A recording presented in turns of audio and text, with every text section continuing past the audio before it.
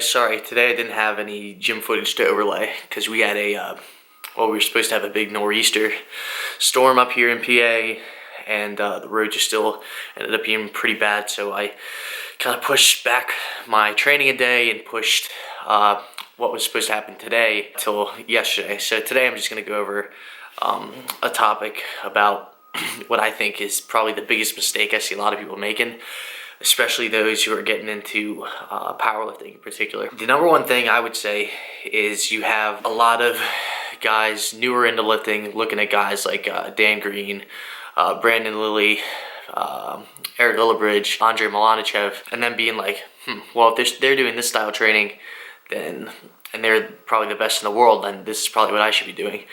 So they tend to focus on a lot of the stuff that they've seen them doing in their videos. And Dan Green and Brandon Lilly might not be quite as good as an example for this as like Andre Milanichev.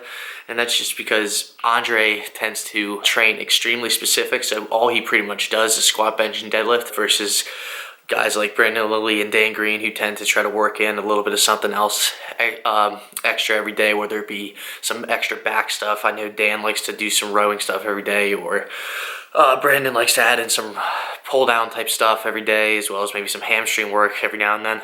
And that's how Ray Williams is too. But essentially the biggest issue you guys end up seeing is a lot of the newer guys, and I noticed this especially with a lot of the lifters in smaller weight class. A lot of the skinnier lifters end up doing this hyper-specific type training when really they should be focusing on building a little bit more diversity in what they've been doing. The main reason for that is, like, it's nice to develop those skills in the main lifts to allow you to do them, but if all you're doing is those main lifts over and over, you have one area in particular that's a little bit weaker than others, because you're just doing that movement, you're just going to start learning to rely more and more on the parts that you're dominant at and continue to neglect the parts that you're not. By adding some things that are a little bit more diverse could allow you the opportunity to bring up some of those points that you aren't necessarily focusing on. You'll have a lot of guys who are more focused on bench, deadlift, and squat, and they'll think that doing deadlifts by themselves might be enough to strengthen their upper back to the degree that they might not have that like forward like ape sort of look that a lot of people get, who tend to be really tight in the interior part of the shoulders, as well as their chest and whatnot. A lot of the times, the lack of accessories, people tend to neglect things like their back and their hamstrings and stuff like that, and develop these imbalances where if they had been working on these the whole time, they might be able to figure out how to be able to use larger range of muscles more synergistically, so they'd be able to actually lift more weight overall. So just something to think about. I just think everybody pretty much up until you get into that highly elite level could benefit from adding in a little bit more non-specific type stuff, especially in their off season.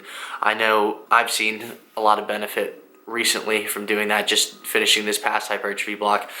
I didn't do a single low bar squat or a singular regular deadlift or a singular regular bench press. I was all doing close grip bench press, deficit deadlifts, front squats, high bar squats, and it's translated to bringing up a lot of weaknesses that have been reinforced by the more specific stuff during the strength block.